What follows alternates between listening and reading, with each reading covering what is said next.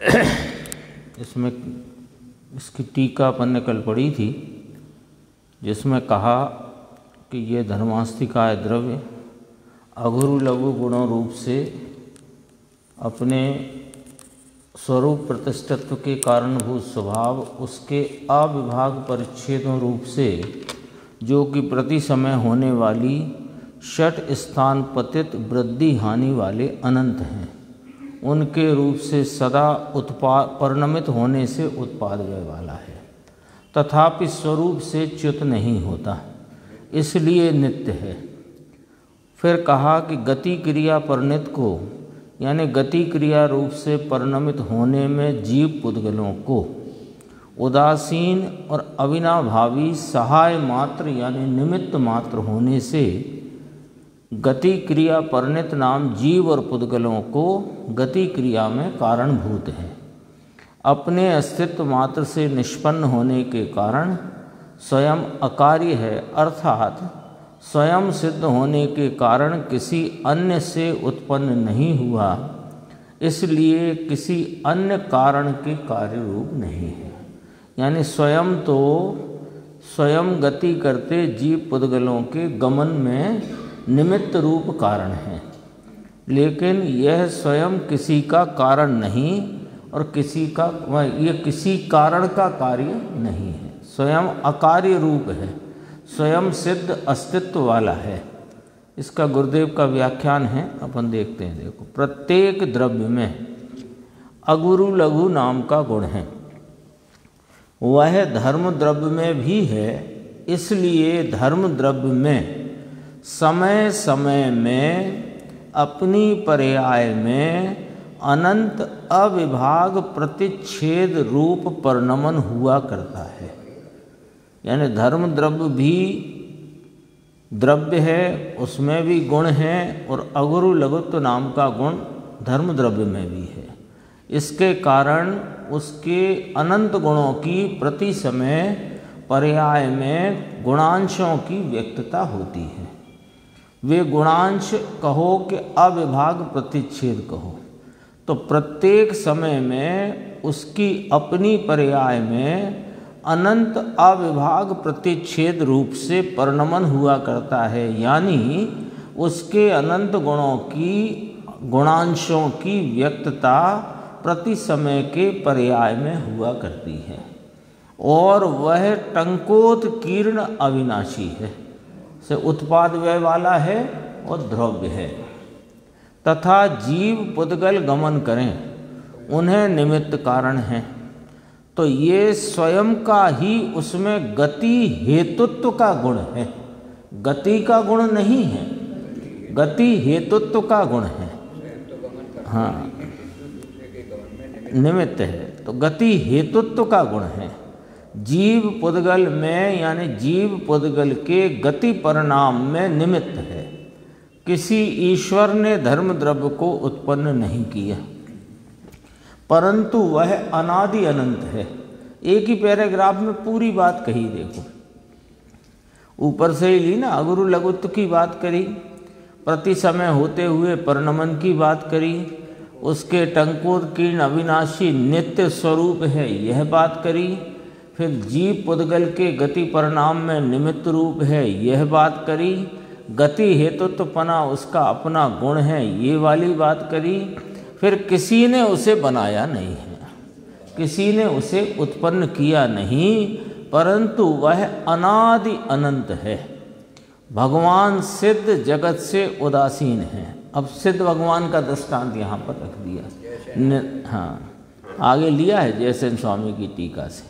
भगवान सिद्ध जगत से उदासीन हैं, वे किसी जीव को अपना स्मरण करने को नहीं कहते तथा कोई मदद नहीं करते, परंतु जो जीव उन्हें स्मरण करता है उसे सिद्ध भगवान स्मरण में निमित्त है। दृष्टांत है ये धर्मास्तिकाय के लिए। सिद्ध भगवान है कि नहीं है ना, तो सिद्ध भगवान है, ऐसे धर्म द्रव्य भी है। तो जो स्वयं सिद्ध भगवंतों का स्मरण अपने ज्ञान में करे तो उसमें सिद्ध भगवान निमित्त कहलाए, ऐसे जो स्वयं जीव पुद्गल गति रूप परिणाम से गमन करे तो उसमें धर्मास्तिकाय निमित्त कहलाया, है ना। ये धर्मास्तिकाय के संदर्भ में एक बात बहुत जगह जगह आती है, सभी निमित्त धर्मास्तिकायवत हैं। ये कथन बहुत जगह अपन ने सुना पड़ा है। चाहे कोई निमित्त कहा जा रहा हो, चाहे कर्म का उदय भी कहा जाए और जीव के विकार को उपादान और कर्म के उदय का निमित्त, तब भी वह भी धर्मास्तिकायवत है। ये टेबल भूमि के या हम भूमि के आधार चलते हैं तो भूमि को कोई निमित्त कहे तब भी वो धर्मास्तिकायवत है, क्योंकि वो चलाती नहीं। वो ध्वजा हवा में फरफराती है तो हवा को निमित्त कहो, वो भी धर्मास्तिकायवत है। तो धर्मास्तिकायवत कहा जब स्थान स्थान पर, अनेकों स्थान पर निमित्त की व्याख्या में धर्मास्तिकायवत हैं सब निमित्त। जब ये बात कही तो धर्मास्तिकाय किस प्रकार निमित्त है ये समझना जरूरी हो गया। ये अपने को समझना जरूरी हो गया कि जब सब जगह अनेकों स्थान पर निमित्त की व्याख्या में ये कथन आता है कि सब निमित्त उदासीन हैं, धर्मास्तिकायवत हैं, तो अपने को ये समझना जरूरी हो गया कि धर्मास्तिकाय का निमित्तपना किस प्रकार है। भगवान तो एक बार बोलते भी हैं, इसीलिए सिद्ध भगवान का उदाहरण लिया ना, वो तो कभी कुछ किसी से कहते सिद्ध भगवान का उदाहरण लिया। वे तो अपने में स्थिर भाव से तो अपने, हाँ कोई निमित्त अपेक्षा उनमें। अब देखो, थोड़ी प्रेरणा, थोड़ी मदद, थोड़ा सहयोग, क्योंकि यही सोचकर तो हम ये कहते हैं निमित्त तो है ना, यही सोचकर, यही विचार, यही मान्यता, यही श्रद्धा लेकर बैठे हैं। इसीलिए वो निमित्ताधीनता की विपरीत दृष्टि, विपरीत मान्यता के कारण ही तो हम जब कोई के शास्त्र में आती है कि वह करता नहीं तो कहा अच्छा निमित्त तो है ना। ये वाला जो भाव प्रकट होता है अपनी बुद्धि में, वाणी में, वो उसका कारण ये है कि हम निमित्त का यथार्थ अर्थ नहीं समझे। और निमित्त का यथार्थ अर्थ समझने में धर्मास्तिकाय का जो यहाँ पर कथन है वो बहुत अपने को लाभप्रद है। निमित्त का यथार्थ स्वरूप समझना। इसमें दृष्टांत दिया, भगवान सिद्ध जगत से उदासीन हैं, वे किसी जीव को अपना स्मरण करने को नहीं कहते तथा कोई मदद नहीं करते, परंतु जो जीव स्मरण करता है सिद्ध भगवंतों का, उसे सिद्ध भगवान स्मरण रूपी ज्ञान की उस पर्याय में निमित्त हुए। उसी प्रकार धर्म द्रव्य उदासीन है, वह किसी जीव पुद्गल को बल जोरी से गमन नहीं कराता, परंतु जो गति करे उन्हें वह निमित्त कहलाता है। अब देखो, धर्म द्रव्य की विशेषता कहते हैं, धर्म द्रव्य में गति हेतुत्व, अरूपीपना, अचेतनपना, अस्तित्व, वस्तुत्व, प्रमेयत्व, अगुरु लघुत्व इत्यादि अनंत गुण हैं। भावार्थ है, स्वाधीनता स्वीकार ना करो और ये मानो कि धर्म श्रवण कराता है या कोई भी निमित्त को करता बने मानो, तो उसका विरोधी भी तो खड़ा है भाई। तो उनमें ही आपस में झगड़ा हुआ, तुम ना गमन कर सको ना इस तरह से क्या करो। इसलिए वो बहुत सुंदर स्वतंत्रता, वो तो वस्तु व्यवस्था का नियम है ना। ये बस कल अपनी चर्चा हो चुकी है इसके पूर्व की गाथा में। कोई कहे कि चार ही द्रव्य बहुत हैं, ये दो द्रव्य की कल्पना ही क्यों की? कल्पना की बात नहीं है। भगवान सर्वज्ञ देव ने द्रव्य देखे हैं, 6 देखे हैं, कहे हैं, बताए हैं, और वे हैं और किस प्रकार हैं कि पूरे लोक में एक धर्मास्तिकाय द्रव्य पूरे लोक में अपने अखंड विस्तार से पसरा हुआ है। तो उसका काम क्या कि गति हेतुत्व, ऐसे ही अधर्म द्रव्य की बात आगे की गाथाओं में आएगी। भावार्थ देखते हैं, देखो। धर्म द्रव्य सदा अविनाशी टंकोत कीर्ण वस्तु है, और आत्मा भी टंकोत कीर्ण अविनाशी है, परंतु आत्मा चेतन है, धर्म द्रव्य अचेतन है। जड़ होने पर भी उत्पाद व ध्रुव सहित है, और अगुरु लघु गुण से षट गुणी हानि वृद्धि रूप परिणमन हुआ करता है। इसकी चर्चा अपन कल विस्तार से कर चुके हैं। षट गुणी हानि वृद्धि, अब ये कथन देखो, संक्षेप में इतना ही कहने में आता है, षट गुणी हानि वृद्धि, पर पूरा उसका जो शब्द है वो इस प्रकार है, देखो। षट स्थान पतित वृद्धि हानि। ये पतित शब्द जो है वो उसमें महत्वपूर्ण है, यद्यपि बोलचाल में उतना प्रयुक्त नहीं होता, लेकिन षट स्थान वृद्धि हानि, तो 12 स्थान पतित माने उसमें समावेश पाने वाली वृद्धि। तो पतित शब्द जो है सामान्य बोलचाल में नहीं आता, तो अपन उसको भूल जाते हैं, और भूल जाते हैं तो उसका अर्थ अपने से गलत हो जाता है। फिर अपन ये विचार करने लगते हैं कि प्रति समय 6 गुनी हानि वृद्धि तो हो रही है, हो रही है, हो रही है, हो रही है। अरे प्रति समय पर्याय हो रही है, और पर्याय में जो गुणों की व्यक्तता हो रही है वो 12 स्थानों में समावेश पाती है। बात ऐसी आया ना, ख्याल में आ गई बात। प्रति समय षट स्थान पतित वृद्धि हानि, तो ये पर्याय में गुणों की व्यक्तता का सिस्टम बताया।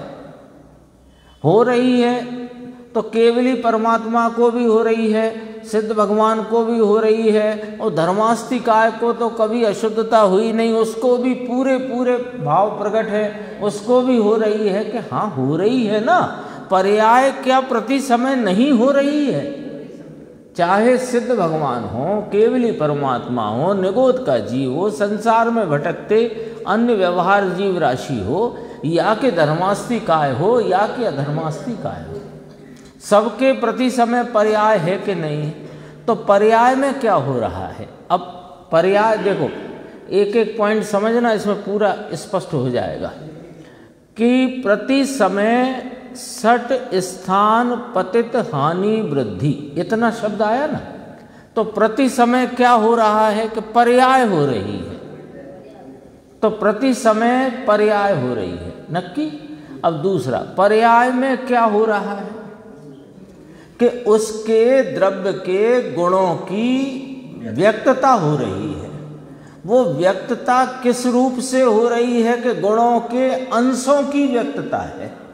तो गुणों के अंशों की कितनी व्यक्तता है कि वह 6 स्थान हानि के, 6 स्थान वृद्धि के, ऐसे 12 स्थान के अंदर समावेश पाती है वो गुणों के अंशों की व्यक्तता।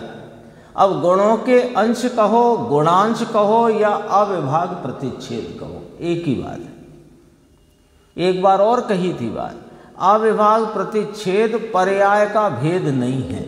अविभाग प्रतिच्छेद गुणों की व्यक्तता, गुणों की जो व्यक्तता है उसका भेद है, पर्याय का भेद नहीं है। पर्याय में गुणों की व्यक्तता उसका भेद है, पर्याय में भेद होता नहीं, पर्याय निरंश होती है और एक एक समय की होती है। प्रति समय होने वाली पर्याय, उसमें क्या हो रहा है कि व्यक्तता किसकी, कि गुणांशों की, किस रीति से कि 12 स्थानों के अंदर समावेश पाती हुई। तो कहा अगुरु लघु गुण से षड्गुणी हानि वृद्धि रूप परिणमन हुआ करता है। धर्म द्रव्य अपनी अवस्था सहित अनादि अनंत ऐसे का ऐसा है, इसलिए धर्म द्रव्य कार्य रूप नहीं है। किसी से उपजा हो तो कार्य कहलाए, परंतु धर्म द्रव्य अनादि से है, किसी से उपजा नहीं है, इसलिए कार्य रूप नहीं है। फिर कहा धर्म द्रव्य गति में निमित्त होता है, इसलिए कारण रूप है, निमित्त कारण रूप। परंतु कार्य रूप नहीं। यह धर्मास्तिकाय जैसे अनादि अनंत वस्तु है, ऐसे तू भी अनादि अनंत है, ऐसा निर्णय करो। अपने को धर्मास्तिकाय की चर्चा करके निर्णय काय का करना है कि मैं भी अनादि अनंत टंकोदकीर्ण, इसका भी आया था ना टंकोदकीर्ण, अभी पढ़ा था। धर्म द्रव्य सदा अविनाशी टंकोदकीर्ण वस्तु है, अनादि अनंत है। मैं भी ज्ञान स्वरूपी, आनंद स्वरूपी, सदा अविनाशी टंकोदकीर्ण वस्तु हूँ। उसमें आया था गति हेतु तो अरूपीपना, चेतनपना, अस्तित्व वस्तुत्व। मेरे में ज्ञान दर्शनादि स्वरूपता, अरूपीपना, चेतनपना, अस्तित्व वस्तुत्व आदि अनंत गुण है। निर्णय उसका कराते हैं, निर्णय अपना करना है। उससे भी अपना, क्यों उससे भिन्नता भी करना है। हर स्टेप पर भिन्नता ही करना है। तो भेद ज्ञान ही अपने लिए प्रयोजन की सिद्धि में वास्तव में वही समझो कारण रूप है, वही उसी से कार्य की सिद्धि है। धर्म द्रव्य को गति में निमित्त कहकर किसी को हाथ पकड़ के सड़क पार करा देता हूँ, कुछ करा देता हूँ, सब अभिमान टूट जाए, निमित्त भी नहीं है। हाँ, धर्म द्रव्य गति में निमित्त होता है, इसलिए कारण रूप है, परंतु कार्य रूप नहीं। ये धर्मास्तिकाय जैसे अनादि अनंत है, वैसे तू भी, मैं भी अनादि अनंत हूँ, ऐसा निर्णय करो। अज्ञानी कहता है कि मेरा ज्ञान पर से होता है। यहाँ जड़ पदार्थ कहते हैं कि हमारा अस्तित्व तू निर्णय करता है, हमें हमारी खबर नहीं है, हमारे कारण तू नहीं और तेरे कारण हम नहीं। वे स्वयं बिना बोले, बिना ज्ञान के यह बात अपने अस्तित्व से सिद्ध करते हैं, है ना। अचेतन द्रव्य है ना 5, उद्गल, धर्म, अधर्म, आकाश, काल, अचेतन द्रव्य। वे बोलते नहीं, उन्हें खबर नहीं, तो उनके निमित्त से कोई वाणी का परिणमन भी नहीं, है ना। तो भी वे बिना बोले और बिना जाने, खुद को बिना जाने, यह स्वयं से, अपने अस्तित्व से यह सूचित कर रहे हैं कि तू ज्ञान स्वरूप है, तू अपने ज्ञान में हम अचेतन द्रव्यों की सत्ता का निर्णय करता है। हम तेरे से नहीं, तू हमारे से नहीं। हमें तो अपनी सत्ता का भी भान नहीं, तो भी हम तेरे को अपना नहीं मानते, तू क्यों मेरे को अपना? हमारे कारण तू नहीं, तेरे कारण हम नहीं। इस प्रकार जड़ पदार्थ से आत्मा भिन्न है, ऐसा भेद ज्ञान करना चाहिए। और जिस प्रकार सिद्ध अक्रिय हैं, फिर दृष्टांत लिया, जिस प्रकार सिद्ध अक्रिय हैं, निष्क्रिय हैं, निष्क्रिय के संबंध में कि उन्हें राग नहीं होता, है ना, उनके परिणाम नहीं होता, ऐसे निष्क्रिय नहीं। निष्क्रिय का अर्थ है उन्हें राग नहीं होता, किसी का भला बुरा नहीं करते। उसी प्रकार तेरा स्वभाव भी ऐसा निष्क्रिय है, है ना। स्वीकार कर, ये भी राग से रहित है, इच्छा से रहित है, और किसी का भला बुरा करने से रहित है स्वभाव। अभी ऐसी बात आने पर अज्ञानी कहता है ऐसे सिद्ध हमें नहीं चाहिए, हमें तो दूसरे का भला करे ऐसे सिद्ध चाहिए। हाँ, जो हमारा भला करे और हम भी किसी का भला करें, ऐसे हमें सिद्ध बनाने के चक्कर में मत रहो आप कि हम किसी का भला भी ना कर सके।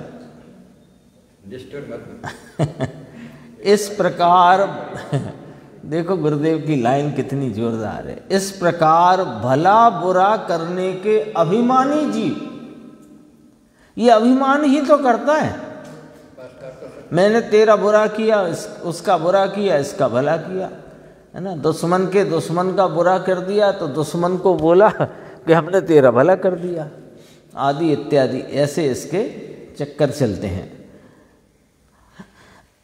भला बुरा करने के अभिमानी जीव सिद्ध के तथा अपने स्वरूप को स्वीकार नहीं करते। अज्ञानी जीव राग द्वेष करता है, परंतु पर का भला बुरा करने की ताकत किसी जीव में नहीं है, किसी में नहीं है। ये सुंदर व्यवस्था है। यदि कोई भला कर सकता है तो कोई बुरा भी कर सकता है। हाँ। तो फिर न भला करने की किसी में ताकत है, न बुरा करने की ताकत। कोई वरदान दे के स्वर्ग भेजे, तो कोई श्राप दे के नरक भेजेगा, फिर तू कहाँ जा, तेरा क्या होगा? अपना स्वभाव तो ज्ञान ही है। उस ज्ञान में स्वयं को जानते हुए पर ऐसे जो मुझसे भिन्न ऐसे धर्मास्तिकाय पदार्थ को जैसा है वैसा जान लेना, ये धर्म है। कोई कहे कि धर्मास्तिकाय को जानने से धर्म कैसे होगा, ऐसे होगा। अगली गाथा और है एक धर्मास्तिकाय की 85 देखो। उदयम जहमक्षाणम गमणाणुगहकरम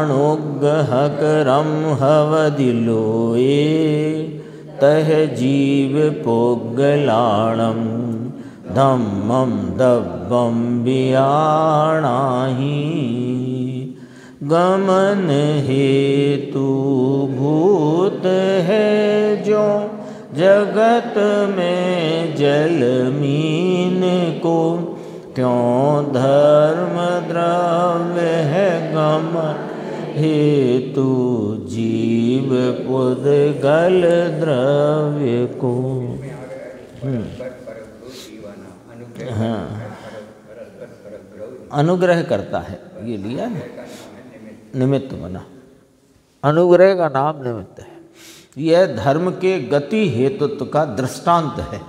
यहाँ गाथा सूत्र में आचार्य कुंद देव ने ये दृष्टांत दिया।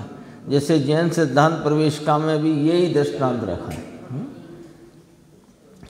जिस प्रकार जगत में पानी मछलियों को गमन में अनुग्रह करता है, निमित्त होता है, तथा उसी प्रकार धर्म द्रव्य जीव पुद्गलों को गमन में अनुग्रह करता है, नाम निमित्त भूत होता है, ऐसा बिजानी ही जानो। देखो इसमें स्पष्ट किया टीका में। जिस प्रकार पानी स्वयं गमन न करता हुआ और पर को गमन न कराता हुआ स्वयमेव गमन करती हुई मछलियों को उदासीन अविनाभावी सहाय रूप कारण मात्र रूप से गमन में अनुग्रह करता है। देखो स्वयमेव, पहले तो कहा पानी स्वयं गमन न करता हुआ और पर को गमन न कराता हुआ, है ना। देखा होगा आपने, घर में भी कई लोग रखते हैं, वो क्या बोलते हैं उसको, एक्वेरियम रखते हैं ना। नदी में तो आप कहोगे कि पानी चल रहा है, कुआं है, तालाब है, और एक्वेरियम होता है जो घर में रखते हैं। अपन लोग तो नहीं रखते। तो उसमें पानी कब चलता है? पानी चलता देखा उसमें कभी? स्थिर है। पानी स्वयं गमन नहीं करता हुआ और न कराता हुआ, ना वो धक्का दे रहा मछली को। धक्का दे रहा है क्या? कुछ नहीं कर रहा। तो न स्वयं गमन कर रहा, न गमन कराता हुआ। और उसमें जो स्वयमेव गमन करती मछलियां हैं, उनके उस गमन परिणाम में उदासीन अविनाभावी सहाय रूप कारण, यानी निमित्त रूप कारण मात्र रूप से गमन में अनुग्रह करता है, नाम निमित्त होता है। ऊपर पढ़ चुके हैं, अनुग्रह का अर्थ निमित्त भूत होता है। उसी प्रकार, ये तो दृष्टांत था, उसी प्रकार धर्म यानी धर्मास्तिकाय भी स्वयं गमन न करता हुआ और पर को गमन न कराता हुआ स्वयमेव, ये लाइन कीमती है, गमन न कराता हुआ, स्वयं गमन नहीं करता और कराता भी नहीं, और स्वयमेव गमन करते हुए जीव पुद्गलों को फिर वही उदासीन अविनाभावी सहाय रूप कारण मात्र रूप से गमन में अनुग्रह करता है। देखो अनुग्रह का नीचे फुटनोट है। गमन में अनुग्रह करना अर्थात गमन में उदासीन शब्द से न स्वयं गमन करता न गमन कराता, इसका नाम उदासीन कहा। अविनाभावी सहाय रूप से होता वहाँ जरूर है, इसका नाम अविनाभावी। जब कोई कार्य होगा तो जो 5 संभाग होते हैं तो उसमें निमित्त होता है, बस वो ज्ञान करने का घटक है, कार्य का घटक नहीं है। उस होते हुए कार्य की विवक्षा में उस कार्य का ज्ञान करने के लिए वह घटक है, काम का घटक नहीं। ज्ञान का जानने के लिए, जनाने के लिए, विवक्षा के लिए उपस्थिति है, हाजिरी है, साक्षी है, उदासीन अविनाभावी सहाय रूप यानी निमित्त रूप कारण मात्र होना, इसका नाम अनुग्रह करना है। लोक में अनुग्रह का जो अर्थ चलता है वो कृपा करना है ना। तो भाई साहब हम बड़ी परेशानी में हैं, फलाना फलानी रोग हो गया है, बीमार हैं, आप कृपा करके हम पे अनुग्रह करो, यानी कृपा करो हम पे। ये यहाँ लोक का अर्थ नहीं चलता। अनुग्रह का अर्थ यहाँ स्पष्ट किया गया है। उदासीन अविनाभावी निमित्त मात्र कारण रूप होना, इसका नाम अनुग्रह करना है। ये ठीक है। देखो 5 जो द्रव्य हैं वे तो अनुग्रह करने में समर्थ भी हैं। जीव तो किसी को किसी भी प्रकार का कभी भी निमित्त होता ही नहीं, पहले ही लगती कभी भी कहीं से भी उसकी निमित्त बने का कारण नहीं, इसलिए उसमें अकारण अकार्यत शक्ति है। इसमें निमित्त बने की कारण शक्ति तो है, वैसे नहीं। ये अकार्य अकारणपना जो कहा वो तो प्रत्येक द्रव्य में है। कैसे कि वह अन्य द्रव्य के किसी कार्य का करता नहीं और किसी के अन्य के द्वारा किया गया नहीं, इसलिए अकार्य अकारण तो सब द्रव्यों में है। और ये जो निमित्त रूप कारण है, 2 कारण होते हैं, एक कर्ता रूप कारण, एक निमित्त रूप कारण, है ना। तो कर्ता रूप कारणपना तो किसी द्रव्य में ही नहीं है। और निमित्त होने का अर्थ ये है कि निमित्त है वह एक समय में 2 भिन्न द्रव्यों में घटित होते परिणाम में अनुकूलता अनुरूपता का कोई यदि संबंध देखा जाए तो जिस पर अनुकूलता का आरोप आ सके वो निमित्त है, और उसके अनुरूप जो कार्य दिखाई दे वह निमित्तिक है। ये व्याख्या है कुल मिलाकर। कारण भी कहने में आया, कारण तो निमित्त को भी कारण शब्द से सूचित करते हैं, है ना। जैसे कर्मों का उदय जीव को विकार में कारण है, तो यहाँ अपने आप लगाना निमित्त रूप कारण कहा। क्यों, कैसे, आपने कैसे अर्थ निकाल लिया? शास्त्र में तो लिखा है कि कर्मों का उदय जीव के विकार को कारण है, तो आपने कैसे अर्थ निकाल लिया कि निमित्त रूप कारण है? ऐसे निकाल लिया कि जीव अलग द्रव्य है, पुद्गल कर्म अलग द्रव्य है। एक द्रव्य दूसरे द्रव्य के कार्य में कारण होता नहीं, और यदि उसे नहीं होने पर भी कहा जाए तो निमित्त की तरफ से कारणपना कहा गया है। ये बात स्वतः स्पष्ट है, अपने से ही स्पष्ट है। ये इतना तो अपने को ये चलाना पड़ेगा, हर जगह थोड़ी बात लिखेंगे निमित्त निमित्त निमित्त।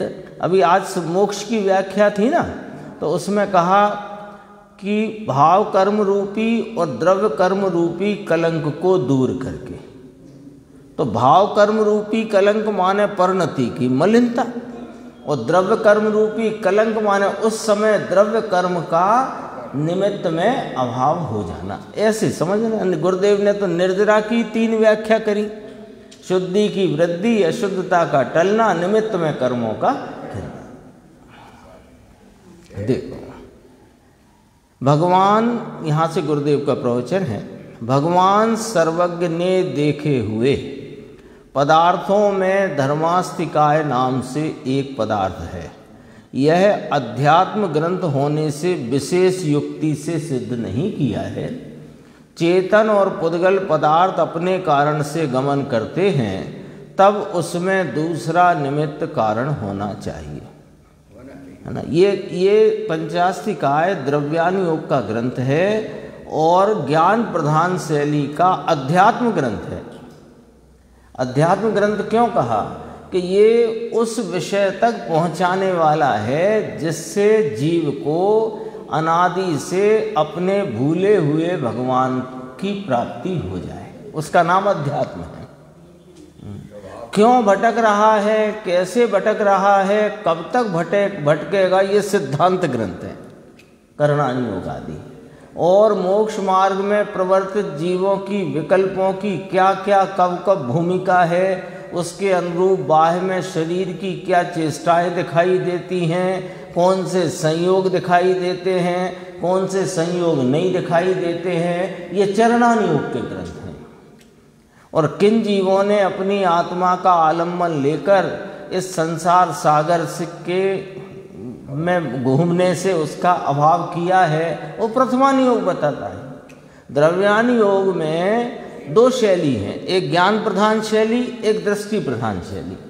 तो ज्ञान प्रधान शैली से अध्यात्म ग्रंथ है ये, गुरुदेव ने फरमाया ये अध्यात्म ग्रंथ है, पर है ज्ञान प्रधान शैली का।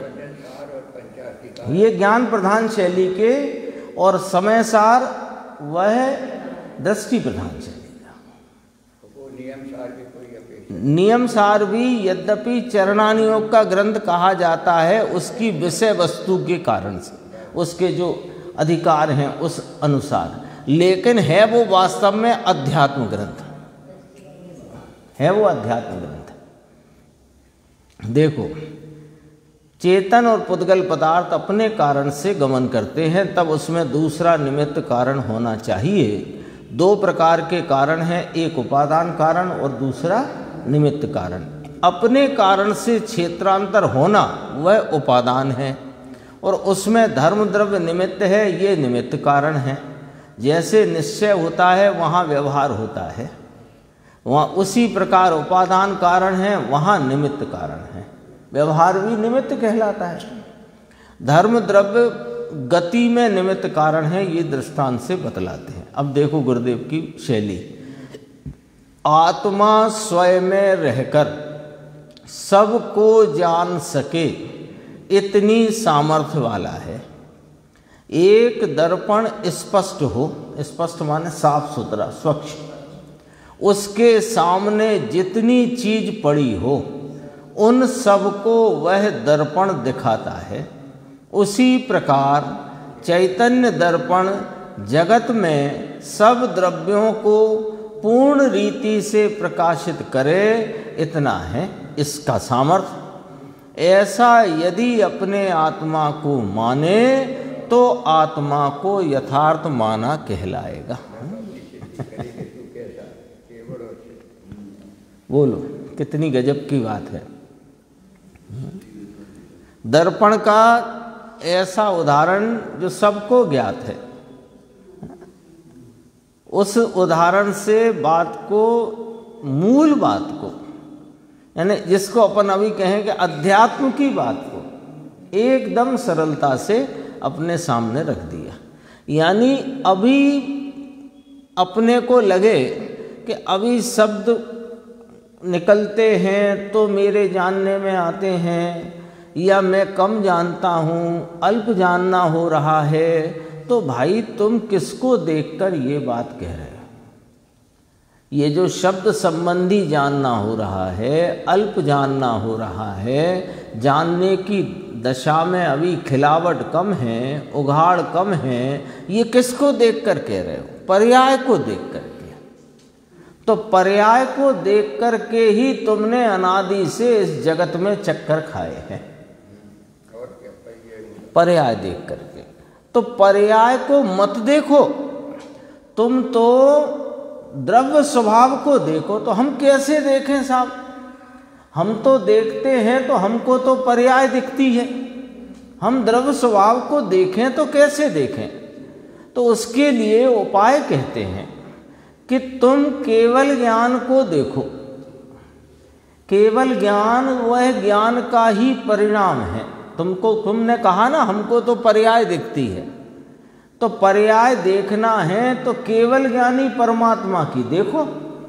उस पर्याय में क्या है कि उस पर्याय में वर्तती हुई केवल ज्ञान की एक समय की पर्याय में जगत के सारे द्रव्य गुण पर्याय उसमें जानने में आ रहे हैं। ये जो केवल ज्ञान इस प्रकार के परिपूर्ण विकास से प्रकट हुआ है, ये काय में से प्रकट हुआ है।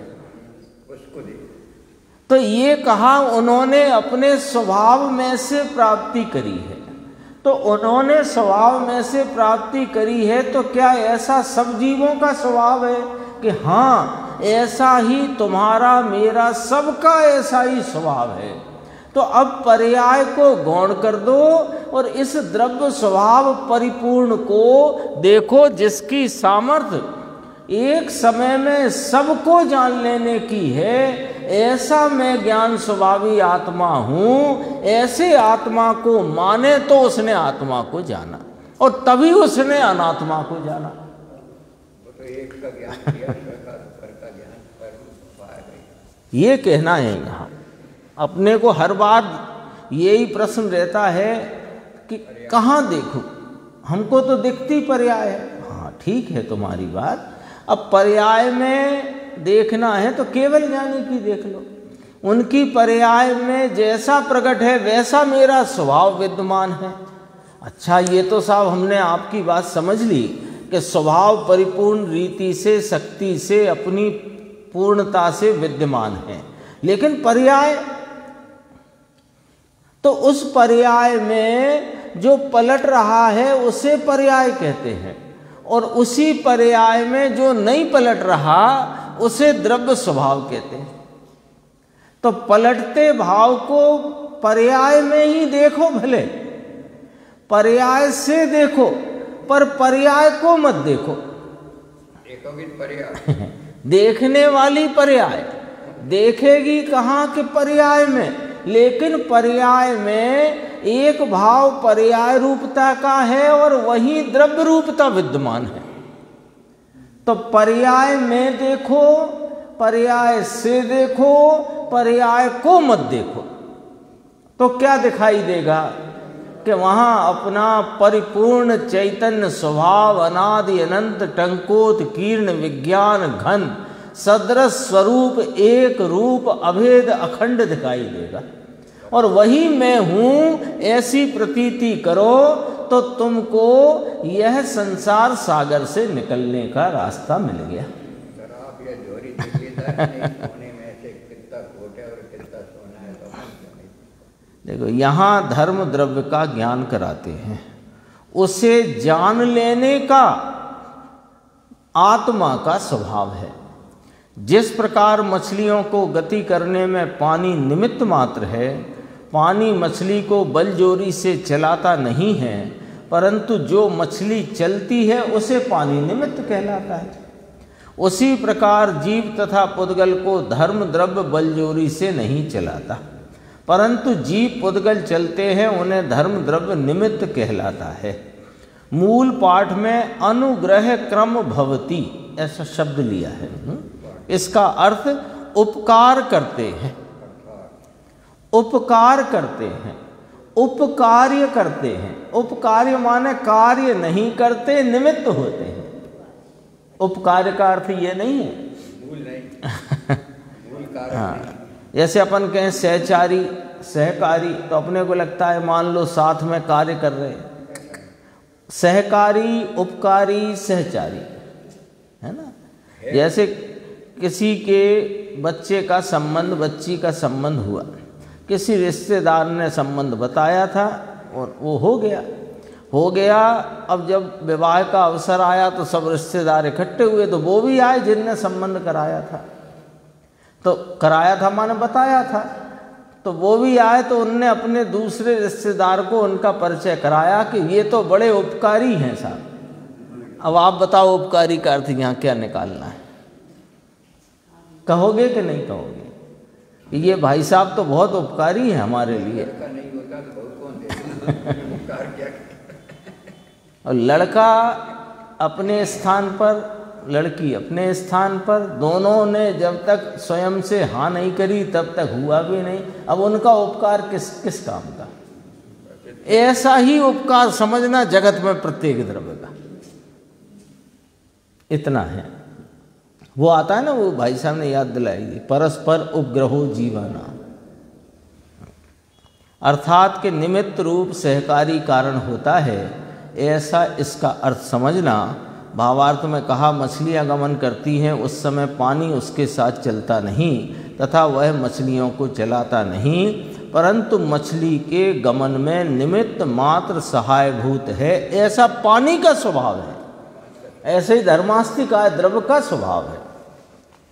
हेतु गति हेतुपना, यहाँ पानी का निमित्तपना बतलाना है, परंतु इससे मछली गति में पराधीन है ऐसा नहीं है। मछली अपने कारण से चलती है तब पानी निमित्त है। उसी प्रकार जीव तथा पुद्गल धर्म द्रव्य के बिना गमन करने में असमर्थ हैं, समर्थ हैं लिखा होना चाहिए। जीव तथा पुद्गल धर्म द्रव्य के बिना गमन करने में समर्थ हैं, अर्थात बेगति करते हैं तब धर्म द्रव्य है ऐसा निमित्त साबित करना है। बस जीव और पुद्गल चलते हैं तब धर्म द्रव्य चलता नहीं, तथा धर्म द्रव्य प्रेरणा करके जीव पुद्गल को चलाता नहीं। स्वयं उदासीन है, परंतु उसका अनादि निधन ऐसा स्वभाव है कि जो जीव और पुद्गल अपने कारण से क्षेत्रांतर करें उन्हें धर्म द्रव्य निमित्त मात्र होता है। ये थोड़ी सी चर्चा है, देखो। अब जैसे आचार्य की संस्कृत टीका से स्पष्टीकरण लिया प्रश्न 376 से, संस्कृत टीका लाइन 13 गुरुदेव ने निकाली होगी ना वहाँ पर, तो उसको भी यहाँ हाँ हाँ, अथवा भव्या नाम सिद्ध गति है, यहाँ से शुरू करके 6वीं लाइन वहाँ से पढ़ा गुरुदेव ने। सहकारी कारणम भवति, यहाँ तक पढ़ो। पहले लोकोत्तर दृष्टांत के उपादान और निमित्त कारण बतलाता हुआ लोकोत्तर दृष्टांत कि भव्य जीव अपने आत्मा का भान करके कि मैं एक शुद्ध आत्मा हूँ, देह मन वाणी की क्रिया मेरी नहीं है, पुण्य पाप मेरा स्वरूप नहीं है, मैं निश्चय से रागादि रहित हूँ, ऐसा भान करके सिद्ध दशा को प्राप्त करे तो रागादि दोष रहित शुद्ध आत्मा की अनुभूति सिद्ध दशा रूपी कार्य का उपादान कारण है। हो गया स्पष्ट है ना? उपादान कारण और निमित्त कारण दो समझाने हैं। तो अभी पहले में क्या लिया कि भव्य जीव अपने आत्मा का भान करके, तो गुरुदेव ने सारा स्पष्ट किया, मैं एक शुद्ध आत्मा हूँ, देह मन वाणी की क्रिया मेरी नहीं है, पुण्य पाप मेरा स्वरूप नहीं है, मैं निश्चय से नाम वास्तव में यथार्थतया रागादि रहित हूँ, ऐसा भान करके सिद्ध दशा को प्राप्त करे। तो रागादि दोष रहित शुद्ध आत्मा की अनुभूति, उसमें ऐसी ये तो अनुभूति है सिद्ध को, तो वह सिद्ध दशा रूपी कार्य हुआ, उसका उपादान कारण वह अनुभूति है। ठीक है, शरीर की क्रिया पर है और पुण्य पाप तो अपराध है। अपने ज्ञानानंद स्वभाव में अंतर रमणता करना वह मोक्ष का निश्चय कारण है। सबका निषेध आ गया। पुण्य पाप अपराध कहा, शरीर की क्रिया को पर की क्रिया कहा, और अपने स्वरूप का भान करके उसमें एकाग्रता की क्रिया रमणता, उसको मोक्ष का कारण कहा। अब उसे निमित्त कारण कौन है ये बतलाते हैं। किसी भी प्रकार के निदान बिना बांधी हुई तीर्थंकर नाम कर्म की प्रकृति, उत्तम सहनन, बादरपना, मनुष्यपना इत्यादि सहकारी कारण अथवा निमित्त कारण कहे जाते हैं। अब बताओ, वो वज्र विषभ नाराज सहनन के कारण हुआ है केवल ज्ञान, है ना। तीर्थंकर नाम कर्म की प्रकृति बंधी थी इसलिए उसने करा दिया है, नहीं। और उसके वो प्रकृति भी बंधती कैसे ये भी कह दिया, किसी भी प्रकार के निदान बिना। कोई भी लौकिक काम यानी बंधे ऐसी भावना हो तो बनती, बंधे की भावना निदान है। हाँ, मुझे तीर्थंकर प्रकृति का बंध हो इसलिए यूँ करूँ यूँ करूँ यूँ करूँ, ये निदान है।